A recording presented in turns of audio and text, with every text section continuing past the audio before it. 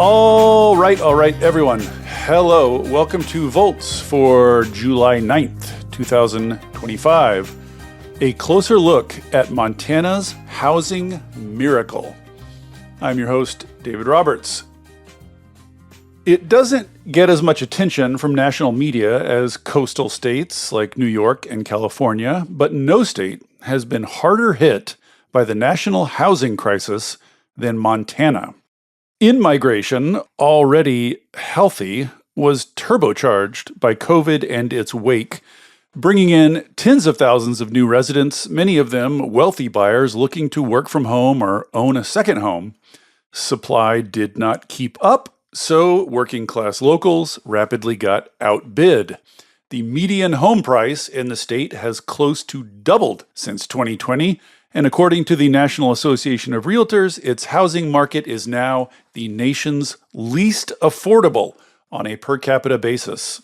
However, the good news is that the crisis was so clear and so severe that it spurred a remarkable burst of political action.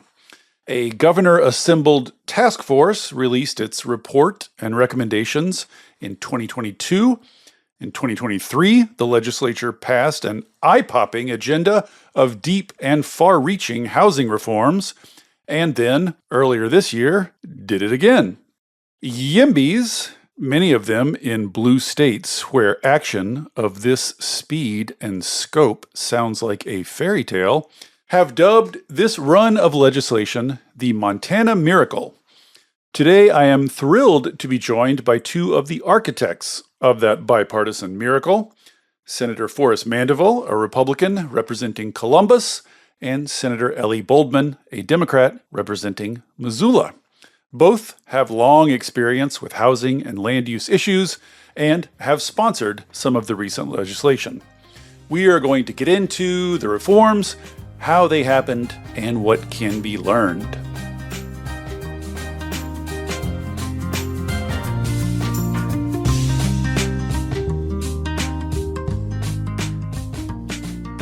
With no further ado, Senator Forrest Mandeville, Senator Ellie Boldman, welcome to Volts. Thank you so much for coming. Thank you. It's great to be here. Thanks for having us. This is great. I'm very excited about this. Don't get to talk about a lot of good news these days. So I want to start with just a little bit of background.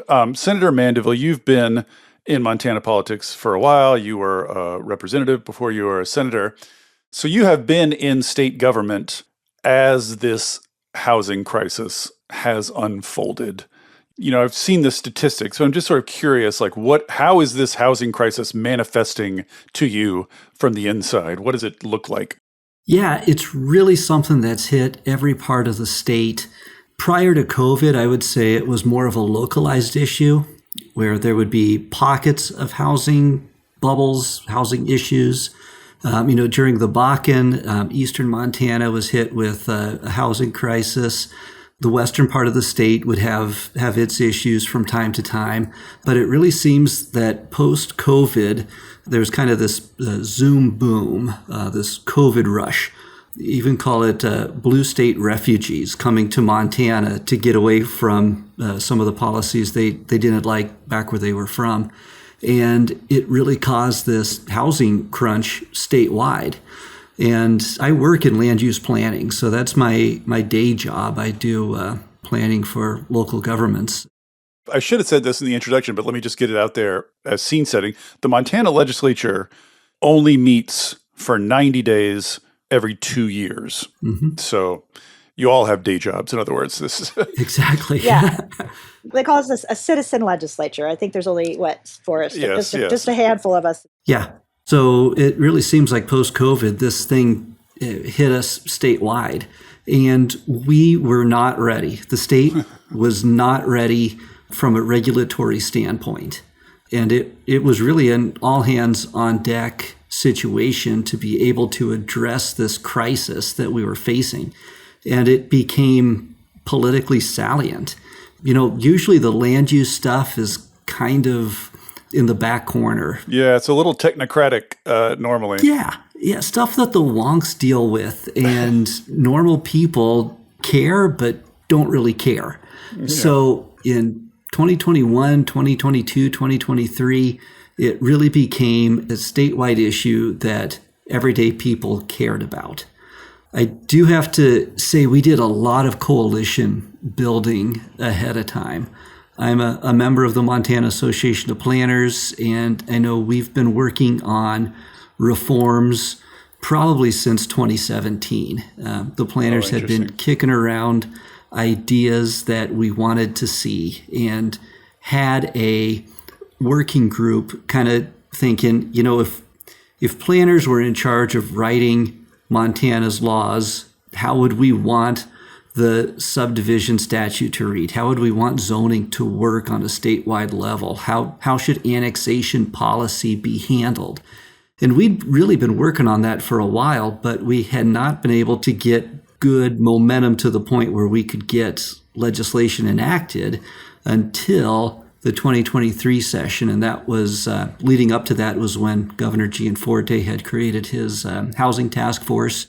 They do say politics is about being ready when your moment comes.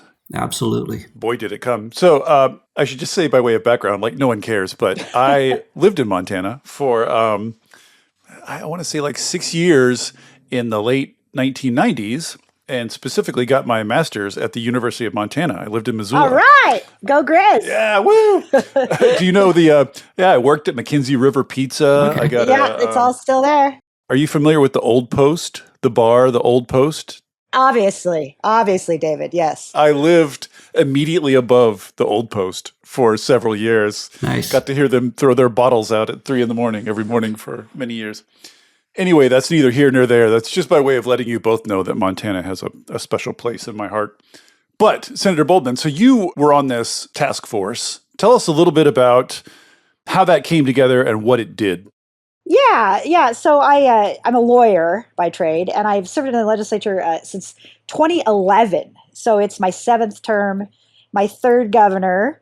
Montana politics has always sort of been thought as a purple state until quite recently, where we'd have large Republican majorities in the legislature. And then for the last 16 years before Governor Gianforte, we had actually a Democratic governor. And so then when the Governor Gianforte was elected, I certainly was walking into a different dynamic for me politically. But one of the very first phone calls, literally the day after Governor Gianforte was elected, he called me on my cell, to which I said, Governor, I didn't even know you had my cell number.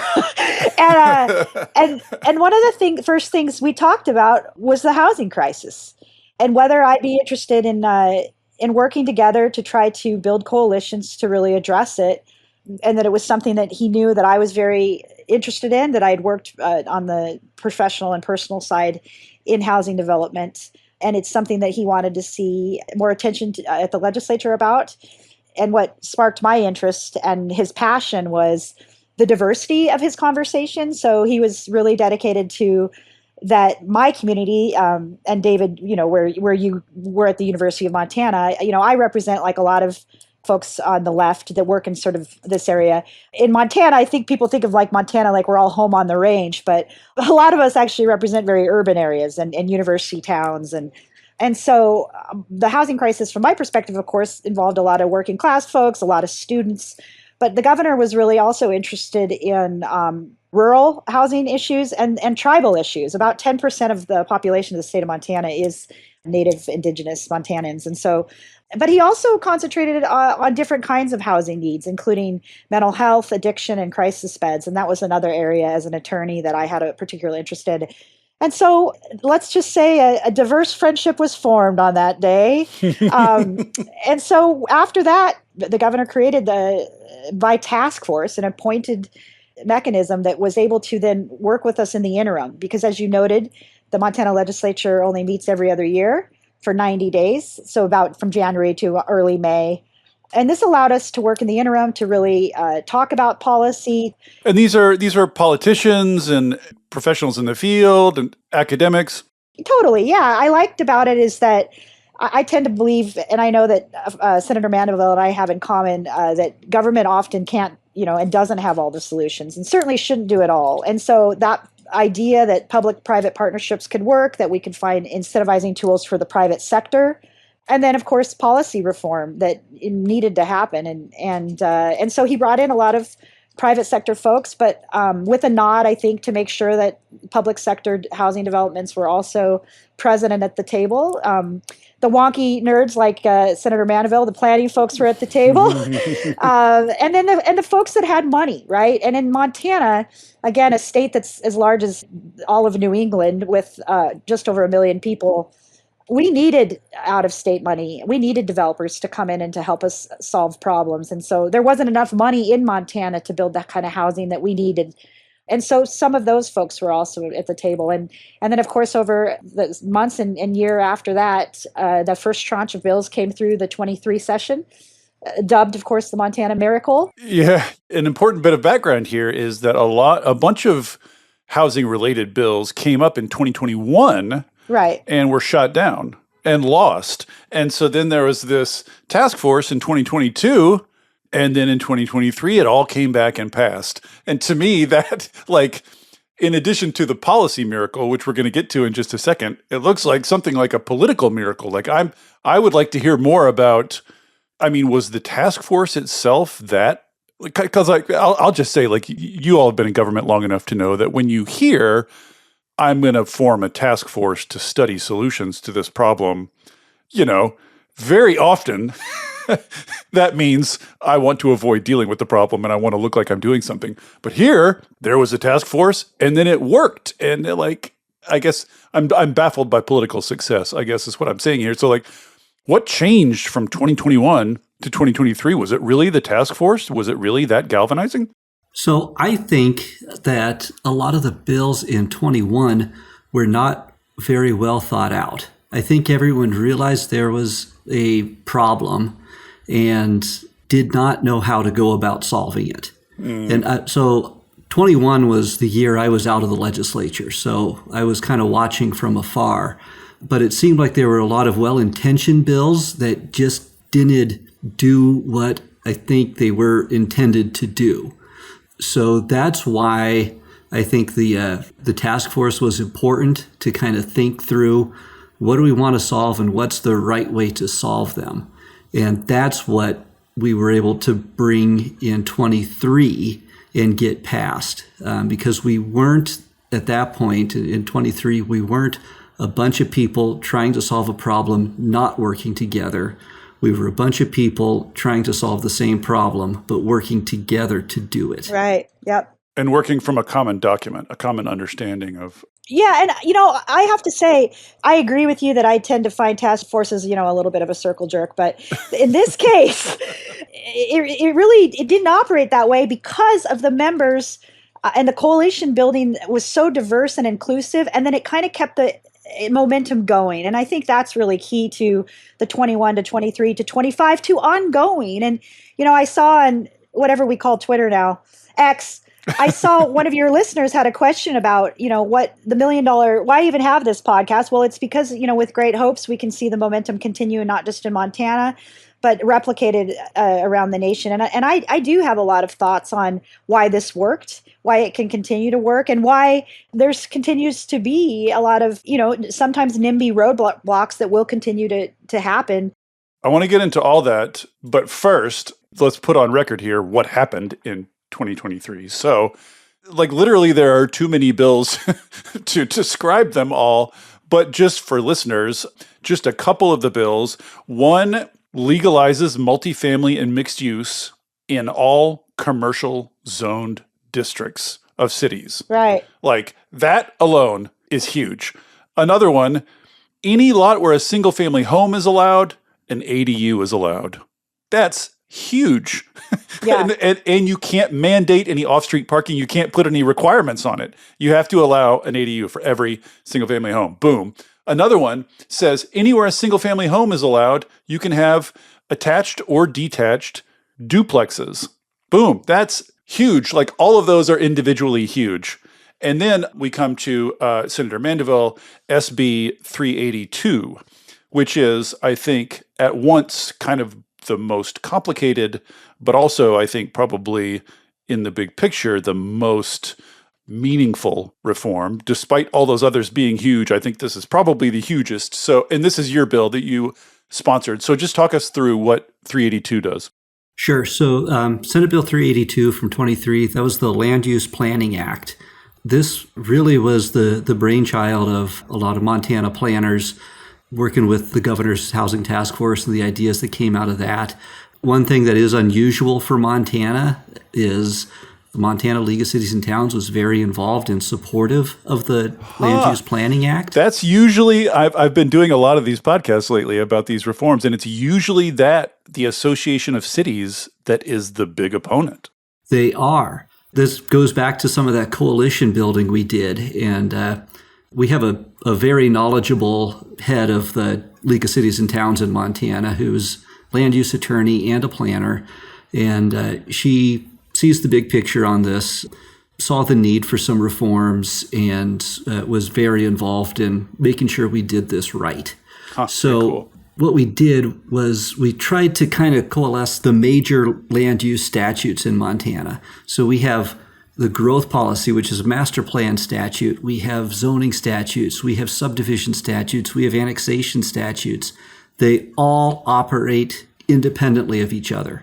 They all require repetitive public processes, repetitive public hearings, looking at a different aspect of the development, but looking at the same development as a whole. So you could have a public hearing on whether or not to change the zoning on something from agriculture to residential or from residential to mixed use, go through that public hearing process. But you also have to have a public hearing process on creating the lots, going through the subdivision review. You have to have a public hearing on the annexation.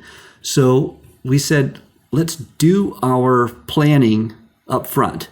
Imagine that, right? Planning before you get to the development. A bold proposal. Plan up front. Yep. So what the LUPA does is require the master planning process on the front end. And as part of that land use plan, you have to do a housing study, a housing needs assessment. And then, again, a revolutionary but should be common sense is you have to zone to allow the amount of housing that you think you're going to need according to your plan. So it's each individual city doing this that you're talking about? It is. Yeah, and it was, we targeted this at the largest cities, large cities and large counties, which is really where we're having this issue. Right. We have seen other communities opt in because they see the value in this. It's cities 5,000 and up, at least some of them. Cities 5,000 and up in counties of 70,000 and up. Yeah. So there's about a dozen or so communities statewide that are following this, including some that have opted in. But then we said, if you're a developer and you're following the plan, you're following the zoning, then you've gone through that public process to try to target some of that repetitiveness. We also had zoning reforms baked into the Land Use Planning Act, the LUPA. So we created a menu of options that cities would have to choose from. Yeah, I saw this. They have to choose 5 reforms out of it didn't say how long the list is, but 5 out of 14. Interesting. That's really interesting. So at least 5.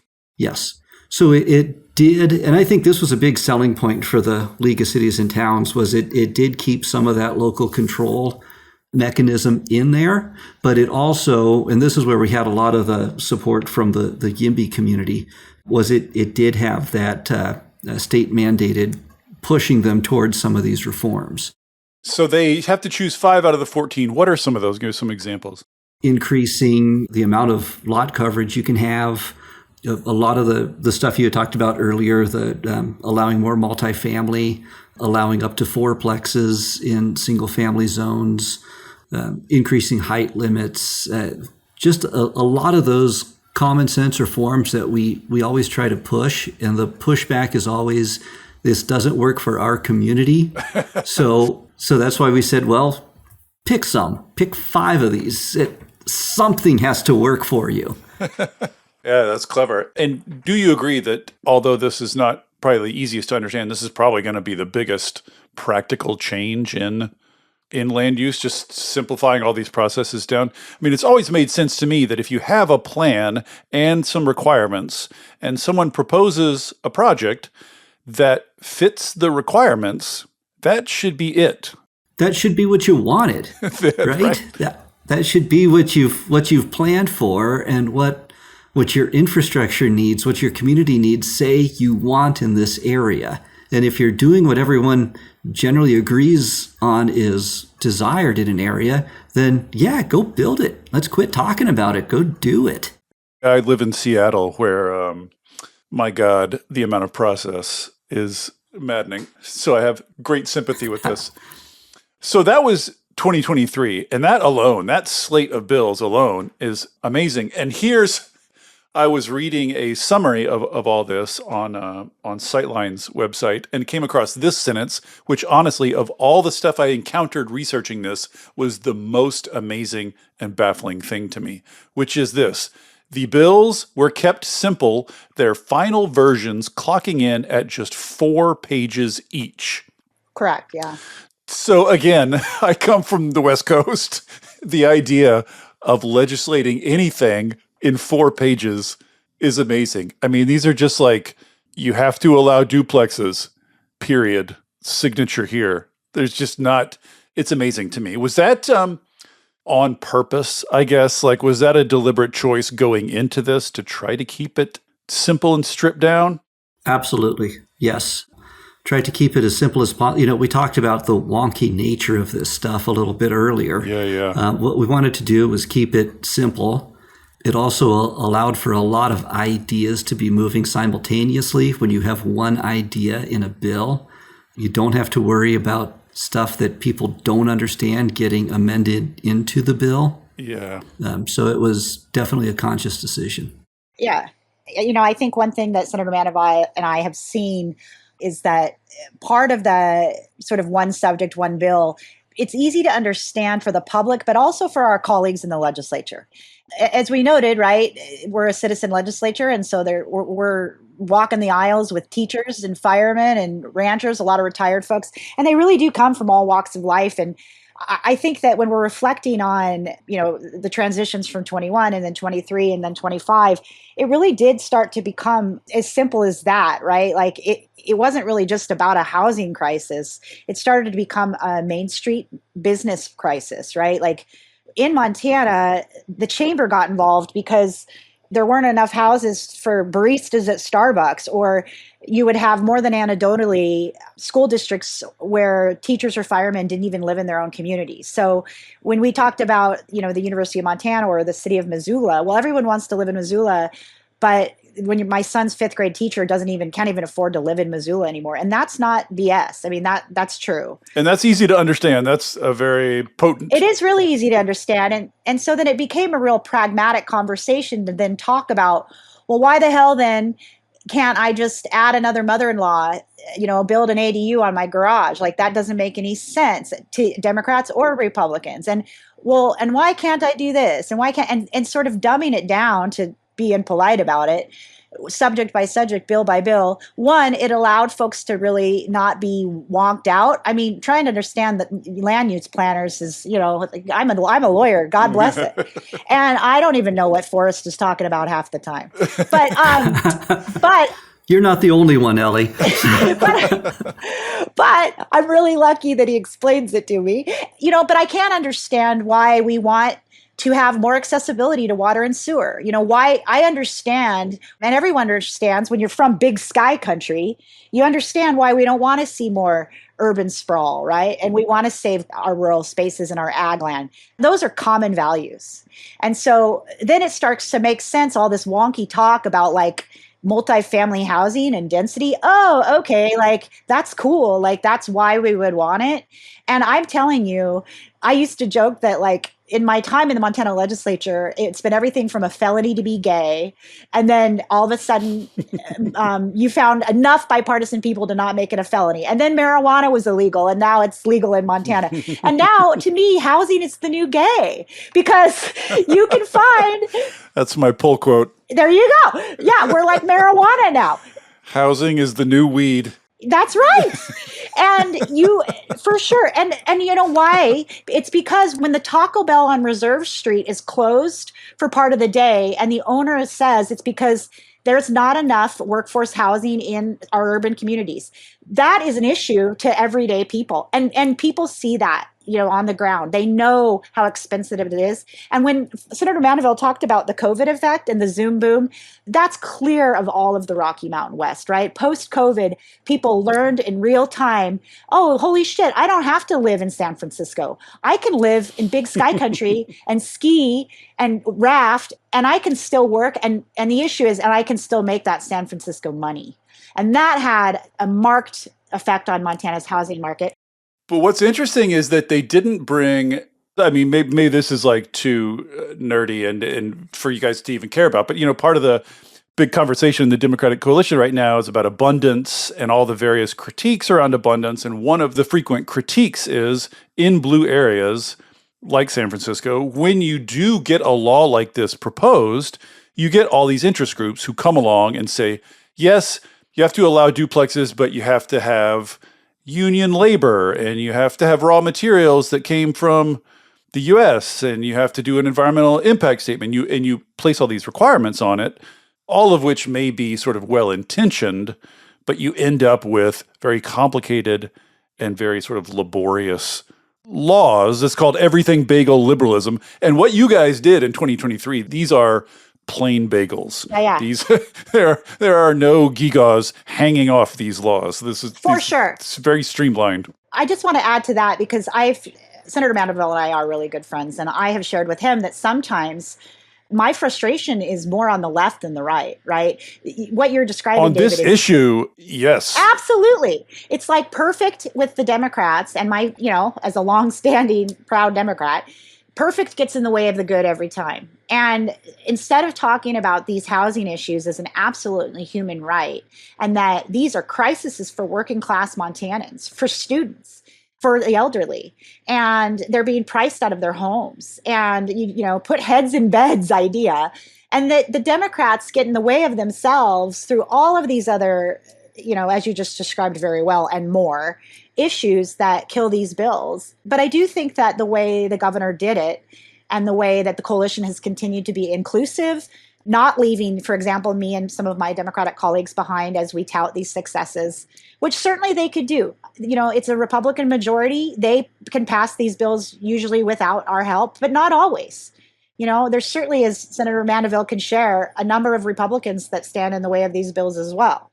Let's cover quickly what happened in 2025, because one of the things that this shows to me, 2025 came back and passed a bunch more bills. Mm-hmm. Among them, incredible parking reform. I did a pod on parking reform in Washington a few weeks ago. This parking reform is, I think, equal to or exceeds that. Again, it just says any home smaller than 1,200 square feet, no parking minimums, period. Very short to the point. Then there's another one from you, Senator Mandeville, that allows ADUs in parcels outside cities, rural, I guess. Quickly, what's up with that? What was the need for that? What motivated that? So the ADU bill from 2023 was specific to cities. And just in my day job, I'd run across a couple of issues where there were people that were wanting to build ADUs out in the county. And this question came up, gee, why didn't that apply to the county? It seems like a missed opportunity. And I said, you know what? You're right. Let's expand this. And there you go.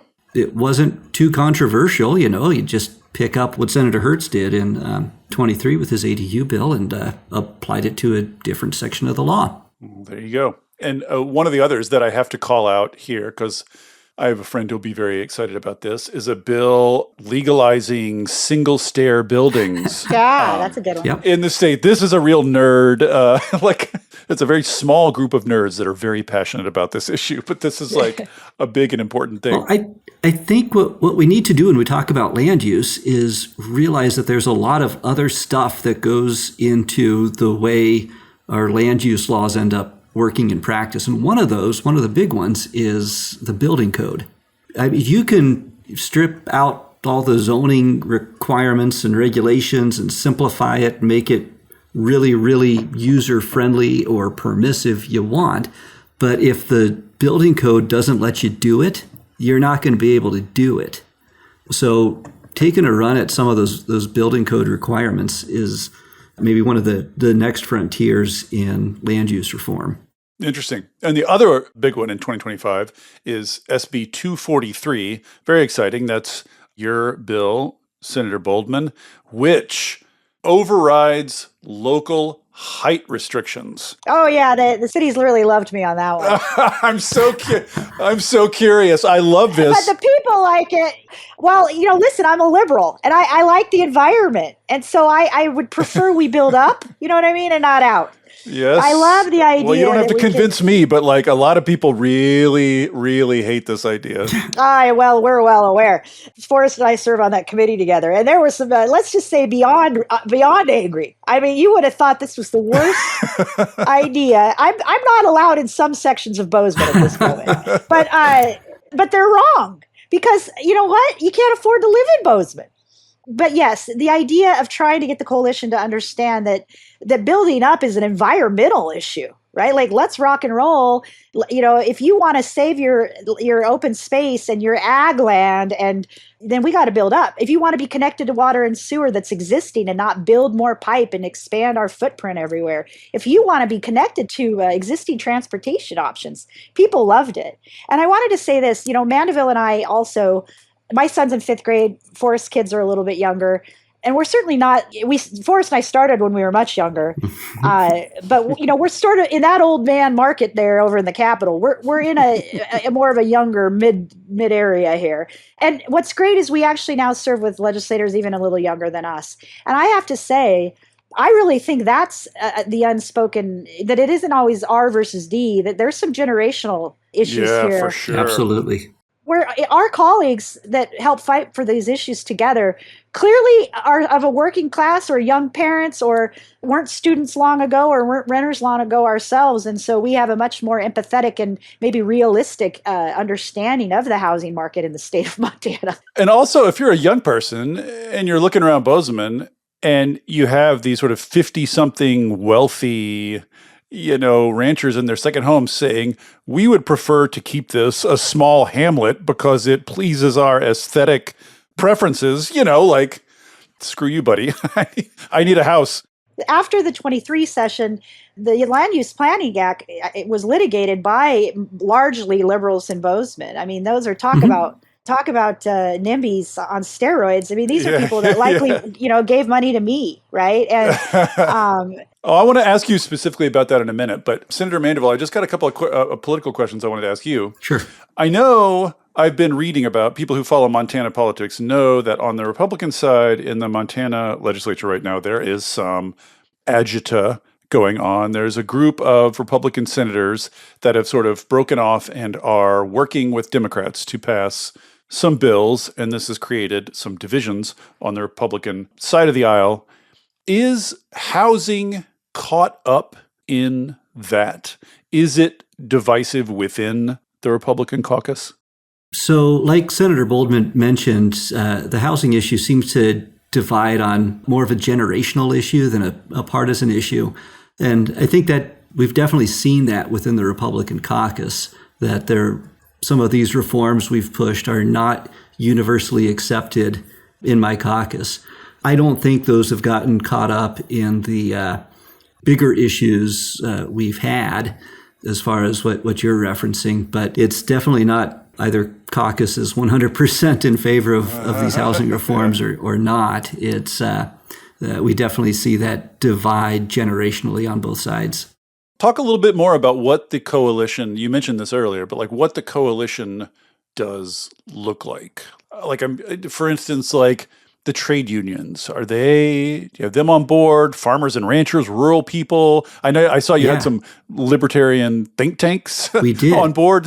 Describe the coalition that got this over the line. Yeah, we had, like I mentioned, the League of Cities and Towns was involved in portions of the Montana Miracle.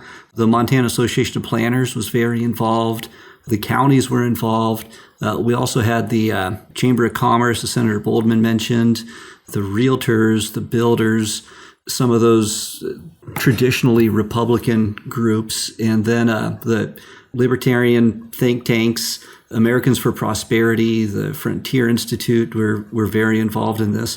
But we also did have those environmental groups that recognized, like Senator Boldman mentioned, that the alternative is 5-acre ranchettes gobbling up this great farm ground.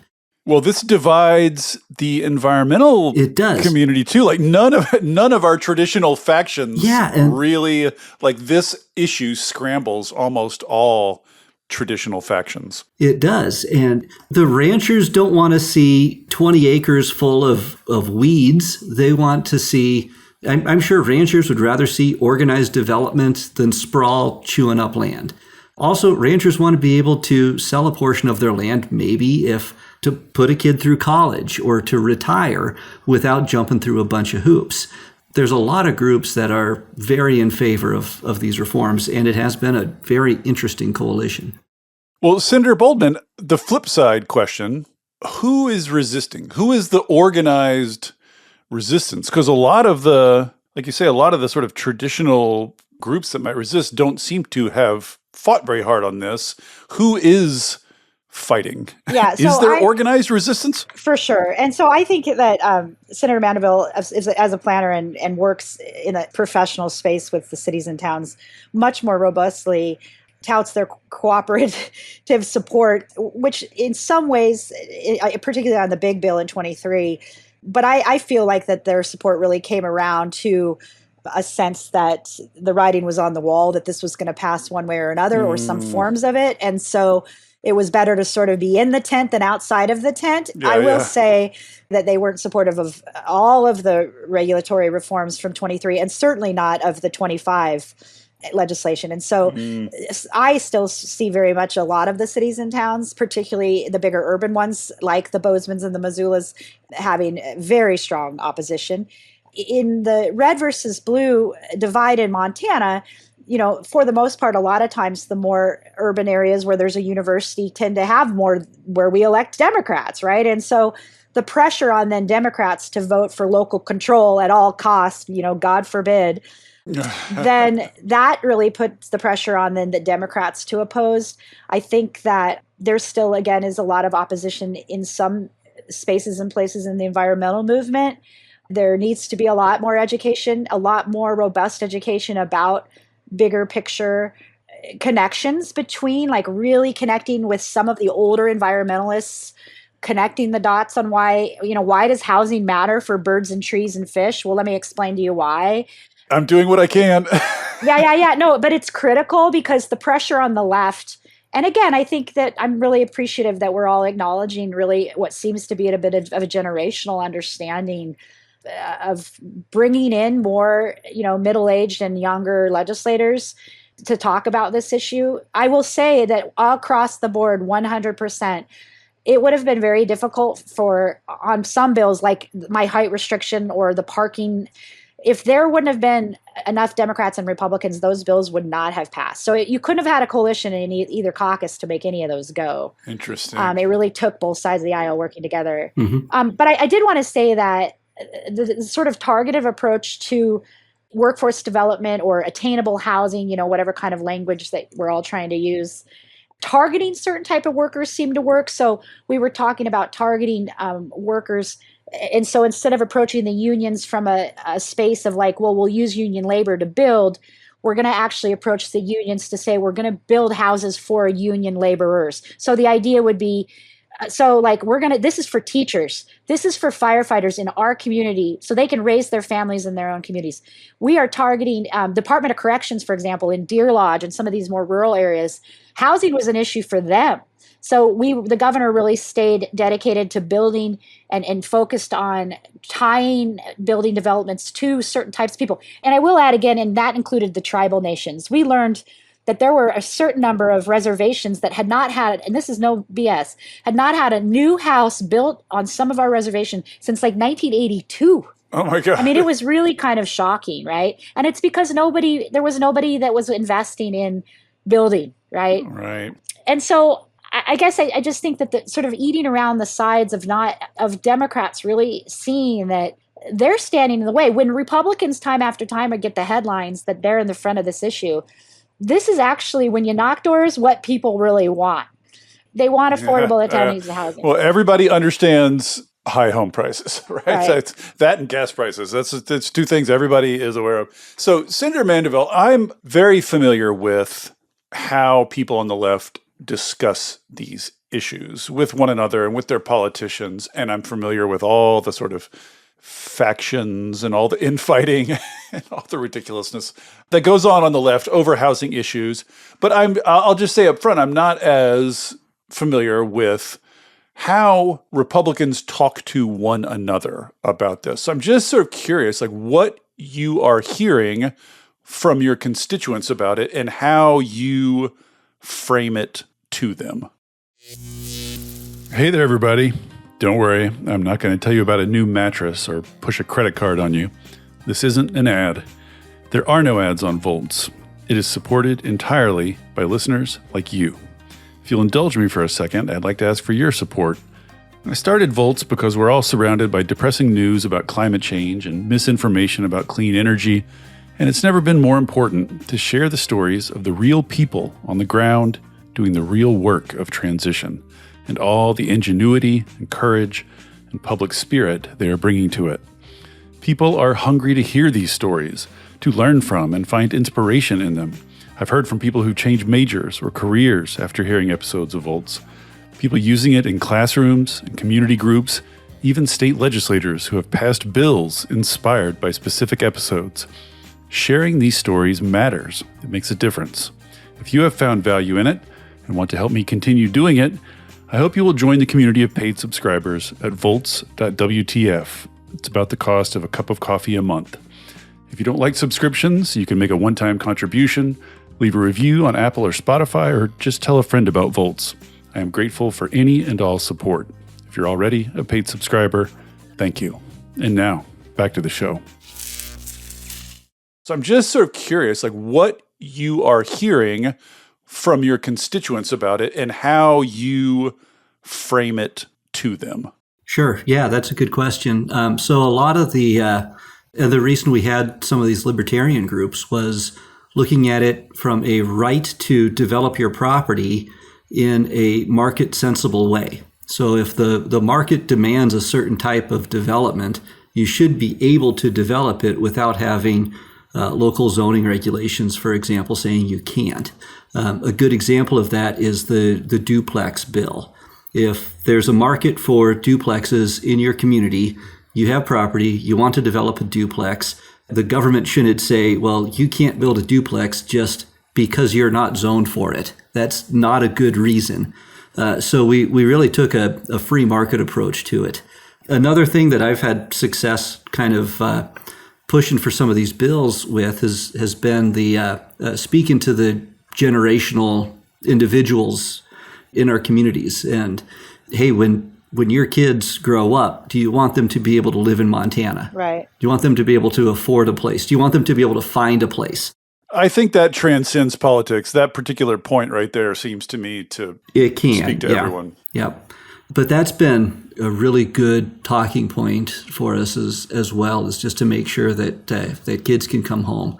So I'd say between the free market and the keep kids around, that's kind of the approach on the right.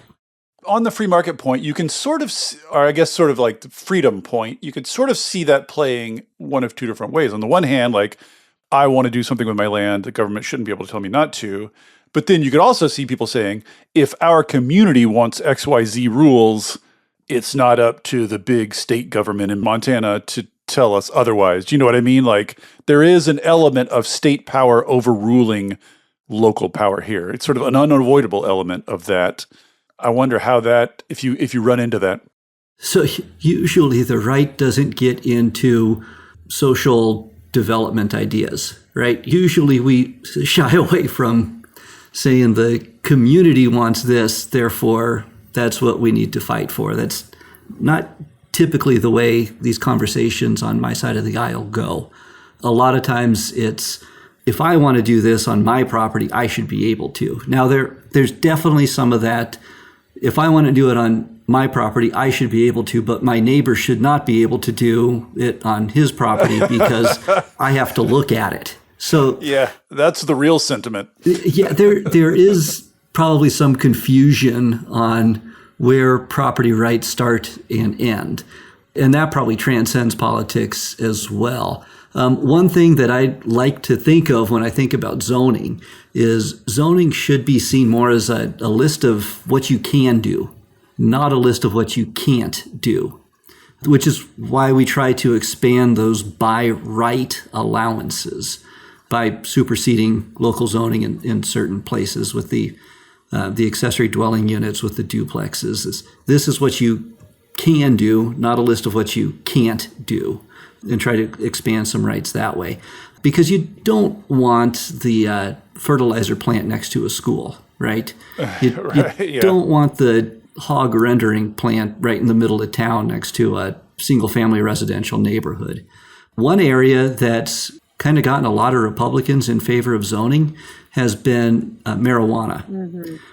With marijuana being legalized in the state, recreational marijuana being legalized in the state, there's been a lot of conservative county commissioners, conservative individuals that say, hey, how can we control where marijuana dispensaries are located? Yeah. And really about the best way to do that is zoning. Again, wind farms, solar farms, a lot of times on the right, there's how do we put sideboards on some of these uses that we're not necessarily in favor of? Well, zoning, that's how you do that. Yeah. I think that on the left, Forrest is right. On the left, he hears me trying to educate my colleagues a little bit more on that topic, which is, from my perspective, why is this a statewide issue and not a local control issue? Mm-hmm. And I think that we've sort of talked about two things. One, I'll share with my colleagues on the left that, as I shared earlier in the podcast, that developers and investment in larger scale housing projects or any housing projects, they need predictability. And in the state of Montana and everywhere, it was really a patchwork quilt of rules and regulations, and none of them made sense. And you couldn't build an ADU here, and you had to have this many parking spaces in Kalispell versus in Billings. And so the predictability. But then I think what's resonated a little bit with the lefties, the idea that a statewide crisis, like a human right, like housing, requires a statewide solution. And so then that's when I sort of put on my lawyer hat. And in my lawyer hat, I say, well, hell, we don't allow our cities and towns to have American with Disability Act differences. We don't allow them to have fire regulations that are different. And so at this point, when it does take, like I said, an investment that's going to be out of state or out of state level, then we're going to have to create this predictability on a statewide basis that requires these statewide solutions. And I think that starts to get the liberals a little bit more thinking of the power of this truly being almost like a humanitarian crisis, and that it needs to be solved. It needs that level of solutions, because really, that's how liberals think, frankly. I don't want to make any assumptions, but I'm guessing, Senator Mandeville, that you don't use a lot of environmental language when selling these reforms to your constituents. I'm guessing climate change is not central to your pitch, but Senator Boldman, how about you?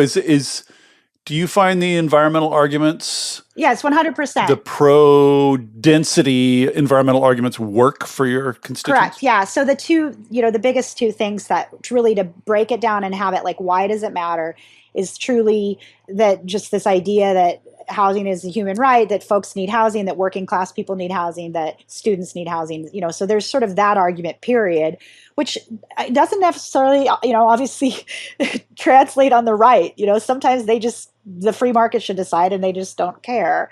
But on the left, to really bring in a lot of my other colleagues, is this really understanding what it means to be a Montanan, what it means to sort of protect and preserve our way of life and the environmental movement, and then really starting to get them to see how that translates in infrastructure, development, planning, density, multifamily housing. I mean, all of these sort of wonky ideas, and how it really connects then to fish and trout and open space and ag land. And that means that we've got to build in and connection to public transportation or transportation barriers. So, and then I think that what I mentioned a little earlier too, this sort of third wheel, which is that there's different kinds of housing types, that housing heads and beds doesn't always have to include housing. It includes apartments, it includes rentals, it includes crisis beds, it includes addiction. And so to always continue to make sure that the conversation is that broad, and to know that we are lucky, I think, to have a movement here in Montana and a governor that actually does really care about the diversity of those types of housing. I mean, he really is also invested in mental health and addiction. And so those sort of working in tandem has been really, I think, useful to keep the Democrats together. And I just kind of the only other thing is, as my marijuana is the new housing argument, is that I have gotten to see, right, like even in my own gestation these last couple years, my own support on the left of even now that there are these YIMBY movements, that they are like active and they're out there and they're organized. I don't remember 5 years ago being a part of YIMBY groups or anything, you know what I mean? And so it's really come on strong. It's incredible, right? And to have like that Kamala Harris or anyone on the left that it's an active part of both sides of the aisle. I mean, both Donald Trump and Kamala had housing policy plan, you know what I mean? And so I think that organization and that support on the left has really helped me, because a lot of times there was only a few of us on the left kind of making these arguments. And when we're buffered more loudly and more organized by free market ALEC libertarian think tanks, it doesn't always like curry a lot of trust on my side of an aisle that I'm like working for the fair and so good the of all. YIMBYs have come along and helped you, Yes, basically. for Like sure. the YIMBYs have bolstered your... There's no doubt about it, to give it credibility, because otherwise I'm just sort of on an island, working with the, Americans for Prosperity, right? And it's a little odd. So I really appreciate that they kind of have my back and that they help to then develop other lefty YIMBYs that can really sort of bolster the credibility and then kind of get a few more votes on the left. Because there still are, God bless it, a number of Democrats that just will not budge on this, on this issue. They still fundamentally believe in parking garages and parking spaces, and that the mayor. Oh God. Oh yeah, there's no doubt. Forrest knows. Senator Mandeville, if I could ask a little slightly nerdy policy question. It looks like the bulk of the policies that you all have passed in Montana are more or less supply oriented, basically like trying to free up more building of more stuff, which is obviously the main thing. But there is the other flip side of tenant protections, protecting the housed, things like limits on fees or safeguards against eviction, a variety of tenant side reforms. Are any of those on the radar at all? So it comes up every session. Like you mentioned, there's a lot of landlord and tenant bills that we see. I'm not sure that those have made it into the housing policy side. One thing you have to keep in mind is the demographics of the legislature and what can pass and what won't pass. Montana is not going to pass a law that gets into price caps on rent. Mm-hmm. You're not going to do that in a Republican legislature, because we have taken the supply side, let's get more heads in beds, let's get more units online. That's been our focus, not socializing housing, pushing it more towards the free market. Right. Senator Boldman, are you have any ideas along those lines brewing in the back of your head, or are you just on the supply train? Heck yeah. So, okay. So last session, we actually did pass an awesome bill, and it was one that I had sponsored and Senator Mandeville had co-sponsored with me, and this last cycle was passed by a member of the House. And that was that application fees couldn't be predatory. And so in the rental market, the bill, and I'm sort of paraphrasing here, but basically you pay an application fee once. The landlord can only charge whatever costs were associated. So whether that was the cost of a background check, and then the remainder of the application fee had to be returned. And then you could use that application fee more than. So this idea of this predatory, particularly in Montana, you were hearing that people were spending hundreds of dollars on application fees for rental properties, and there was no room at the end anyway. And so that is a really exciting bill that I hope that they duplicate nationwide. I think we can move further in that realm a little bit. But I will say that just the supply side and building more apartments was so desperately needed that it has shown. I mean, we're sort of in the kind of newer days here, but we're starting to see lower rent prices in places like Missoula and Bozeman, more availability. I just read the big article about Bozeman. Yep. Amazing. They built a bunch more apartments and prices started coming down. It's amazing how that works. The supply and demand works after all. Who knew? Yeah, it worked. And so trying to translate, right, like why my silly bill of like height restrictions and the stairwells and the parking and why that all sort of mattered was that it did have the end effect of building more apartments. I do think that as we continue to move forward, I really do think that there'll be more bipartisan interest in maybe not the socialized, feel-good side of rent control type laws, but in this idea of just trying to make a fair playing field for folks that are renting out there.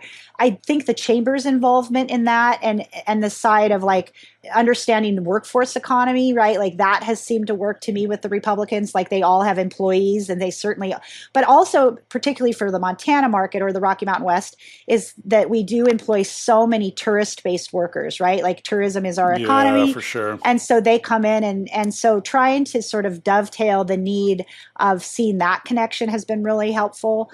And so I would be hopeful that we'll continue the coalition moving forward in that way and not just like on the developed supply side, and that we can keep that conversation going so you can have us on again in a year or two with some more wonderful, wonderful miracles.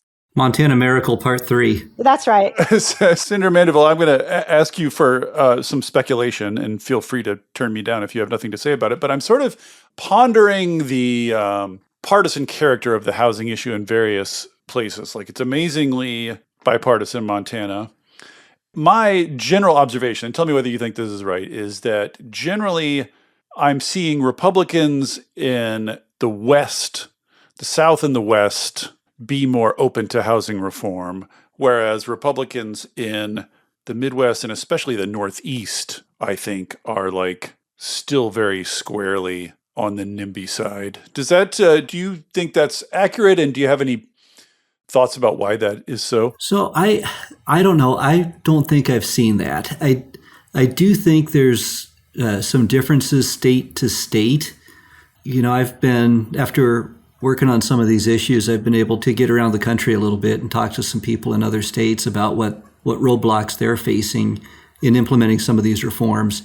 And I'm not sure there's a nationwide or regionalized breakdown like that, but I do think in states where there is barriers to getting younger people in the legislature, I think that's where you see some of these roadblocks happen. So I think it's still generational, but there are definitely probably states where Republicans are older and more against it, and Democrats are younger and more for it, or vice versa, just based on how some of those legislatures are.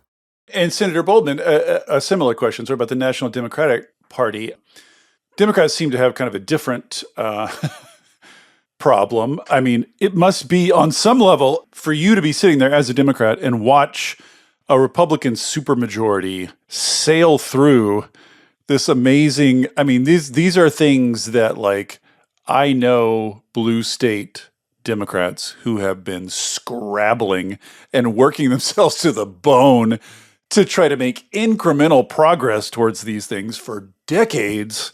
And then Montana just comes along and is like, whoosh, whoosh, whoosh, and passes it all in 2 sessions. Does this cause you to reflect on the Democratic Party a little bit? Oh my God. God. Do you think Democrats could learn a little bit about what's going on? Oh my God. Do you have a minute? No, just kidding. Forrest knows how I feel about this. You just continue to change and grow. And, obviously both parties right now, I think, have a lot of purity tests that are problematic. And it's getting, obviously, I mean, if anyone has looked at an election lately, it's clearly getting in the way of the shared values we all have. And I think that the party purity tests right now, I mean, David, I'll tell you, I think there were Democrats in the Montana legislature that would oppose some of these housing bills just because they were coming from Republicans or just because that it was the governor's agenda. Like being associated with the Montana Miracle is kind of like a persona non grata, like, oh, Ellie's on the task force, and I think it's a real shame. And I'm thankful for the YIMBYs out there, the YIMBYism movement to continue to shine a light. It's almost like getting something done. Right. Offends their sensibilities on some level. Listen, I'm telling you. And so we're just going to keep slogging ahead and knowing that on the ground, respectfully, I'm more popular than ever. It might not make me as popular all the time with our constituent groups, but I know that, like at home and folks that care about housing, they certainly know. And I think that, again, bringing in what Forrest said about these other states, if the Democrats can't, it's like if they can't have it completely built by HUD or something, right? Like not all housing can and should be and here's the thing I say. My dad worked for the telephone company. We're a working class family. We never lived in government sponsored housing, and neither do a lot of families. So this idea that all working class, or even lower and middle class poor people, not all of them live in government sponsors housing. I mean, it's ludicrous. The private sector has to be a part of the solution. Government can't and shouldn't do it all alone, and we don't have enough tax dollars out there to do it. And so to try to get, I think, the left to understand that the public-private partnerships and that the resources that, forging together with solutions, it's attainable. I think what is interesting, again, is more and more people understanding these generational divides on more issues than just housing. I mean, there is just so clearly now to me a movement of, Gen X, millennials, whatever that next group is. What are they called again? Gen Z. Gen Z. The millennials are old now. This is hard for me to keep in mind as a Gen X guy. The millennials are old now. I gotcha. But my point is that I think that, if some of these states that have, for example, that don't have term limits, that's why you're going to find Republican old guys that aren't coming along. Forrest and I and the legislators younger than us, whether or not I like term limits now that I'm an establishment politician, I don't like term limits that much. But I see the utility and how important they were, because Forrest and I would never have been at the table 10, 15 years ago if they hadn't existed, right? And they continue to create these opportunities out in the West out here that you're going to continue to see these coalitions build in this movement. But again, that free market idea, those guys, without them continuing to include, they didn't have to include us, but to continue to include us, I guess they did have to, because again, you wouldn't have had the votes on a lot of these issues without the Democrats, even if we were a small coalition. And so to continue to see us all working together, not with the party labels and the purity tests, but on the value-based labels, has been really kind of fun. I'm just terrified that the national parties are going to notice and descend on you and crush all this cooperation and progress. Senator Mandeville, how do you speaking? You say you travel around and talk to a lot of other states about land use stuff. You've been involved in land use stuff.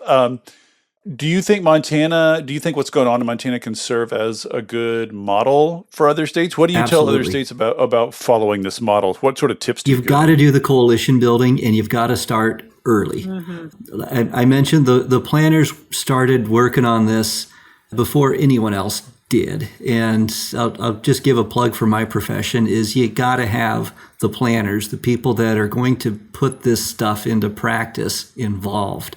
They're the ones that are going to be able to tell you whether or not it can work logistically and process-wise and where those pitfalls might be. So get the practitioners involved, get the coalitions built.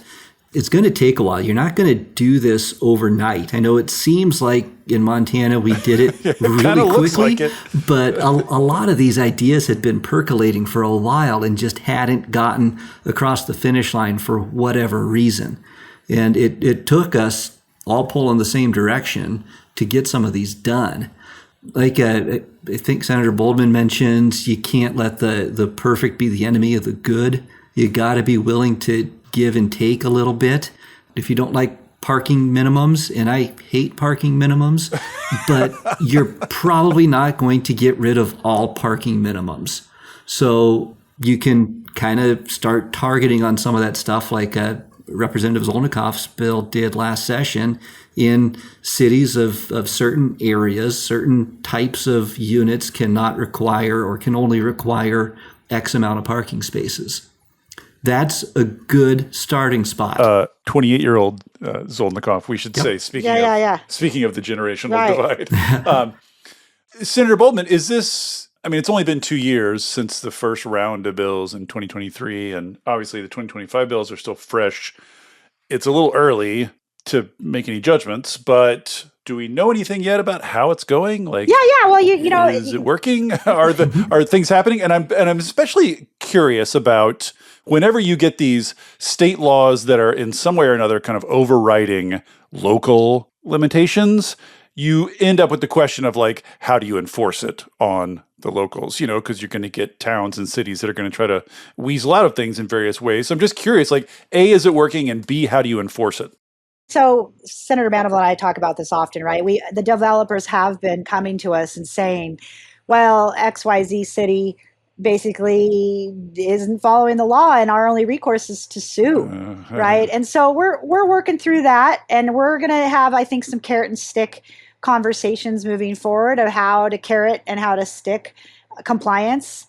I think that's going to end up with, you know, our great successes. The Montana Miracle means now the next cycle is we are going to probably have to figure out whether now we have to use some enforcement mechanisms to make sure that our communities are complying. But we do know, right, like the idea of boots on the ground are you know, houses they're being built. In our communities across the state, you can literally see developments being built.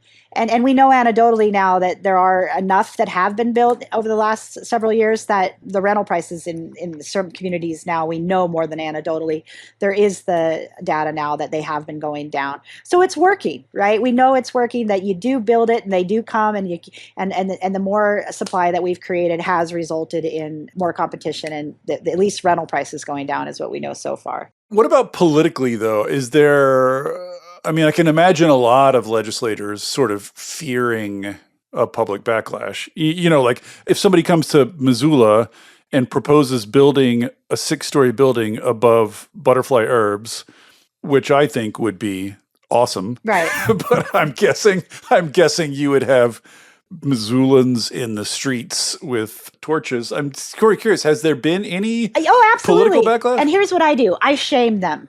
And I shame them by saying, you know what, we need housing. That's the bottom line, is that going back to sort of those liberal values of that this is a human right, and we had a true crisis. We still have a crisis, right? I think 51,000 people moved here in over 2 years. It was 3 years. 50,000 residents came there, and 19,000 homes were built during that same time. And so, you know, you just have to flat out shame them. You know, the reality, as Forrest and I both know, is that the problem on both sides of the aisle, and this is something that no politics can fix, is that Montana's way of life is changing. And that's a fact. And that's really, really hard for a lot of people who've lived here generations, right? Yeah. Their way of life is changing. And so whether or not we put another few stories on Butterfly Herbs in downtown Missoula, or we put it anywhere in the state, that is the truth. Montana, Colorado, Idaho, it's changing.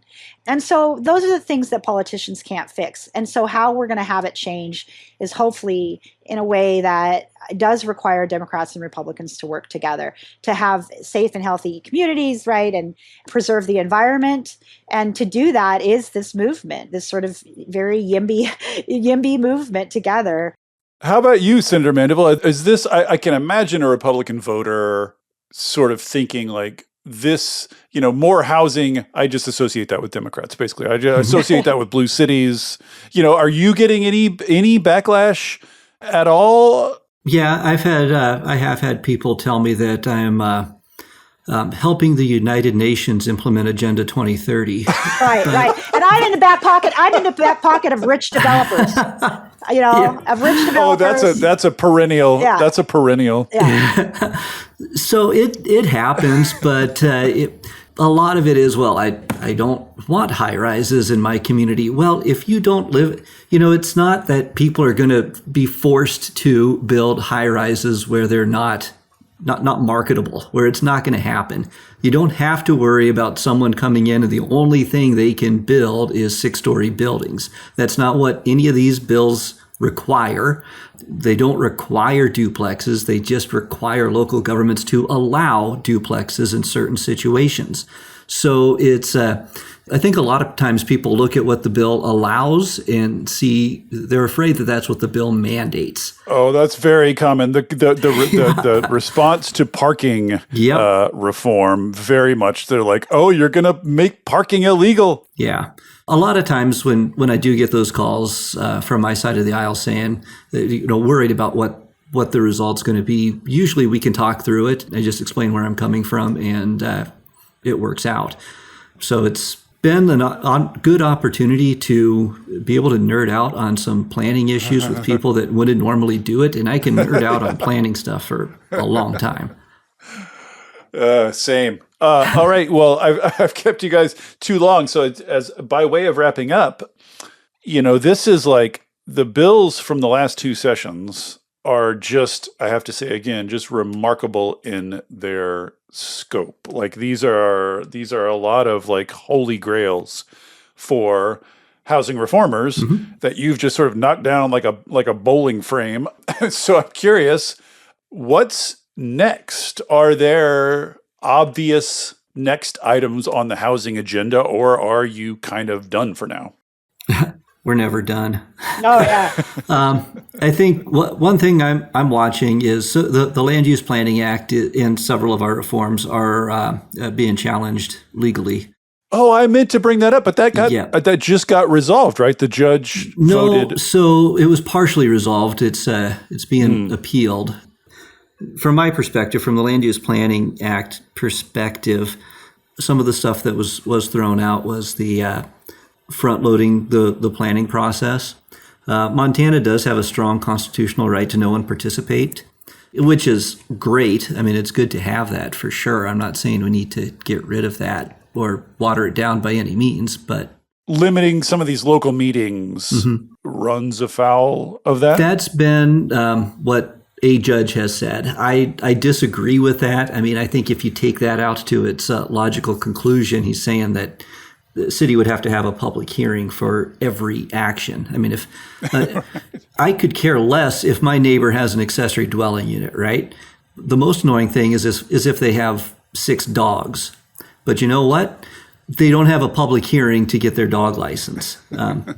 So there's just some perspective that I think is needed when we talk about this. But to just make sure that these laws withstand legal scrutiny is a goal of mine. So just to clarify, that got a lower court judge ruled on that, upheld most of the law, struck down a few of the things regarding limiting local participation. Yep.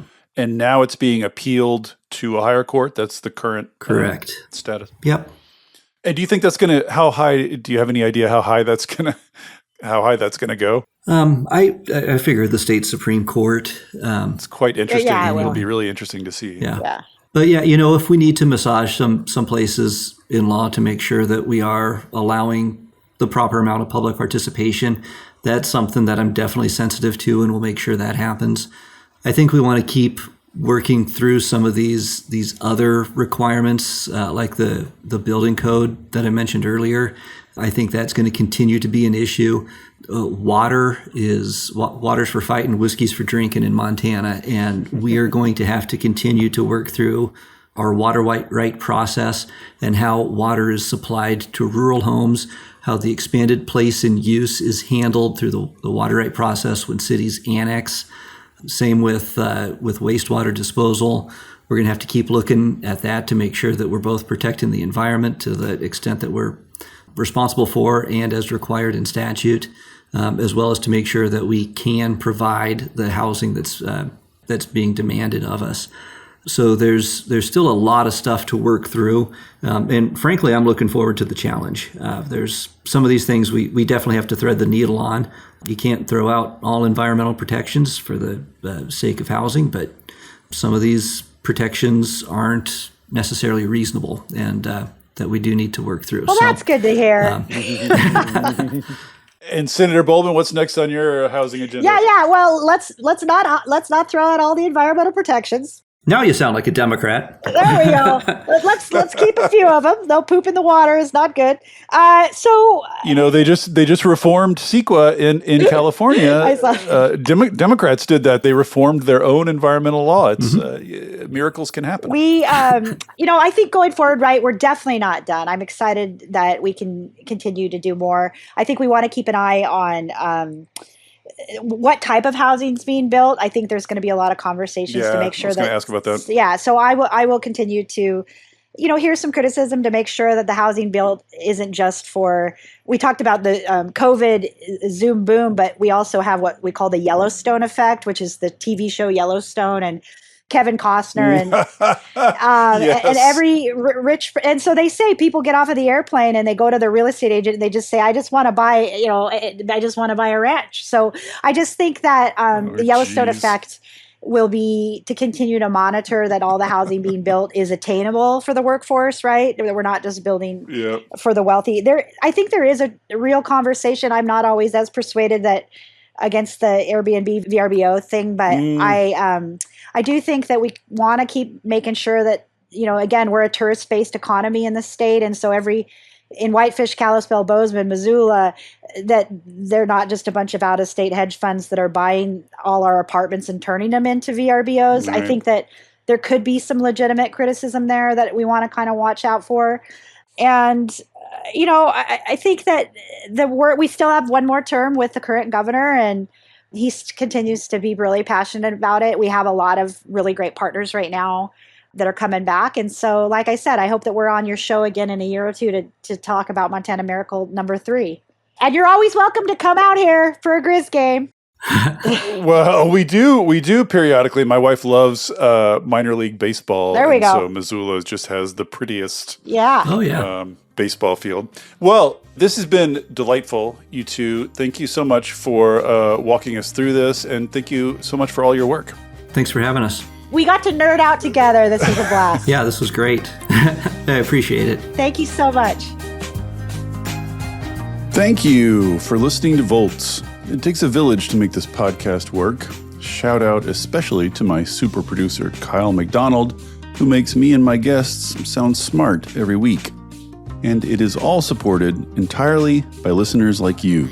So if you value conversations like this, please consider joining our community of paid subscribers at volts.wtf, or leaving a nice review, or telling a friend about Volts, or all three. Thanks so much, and I'll see you next time.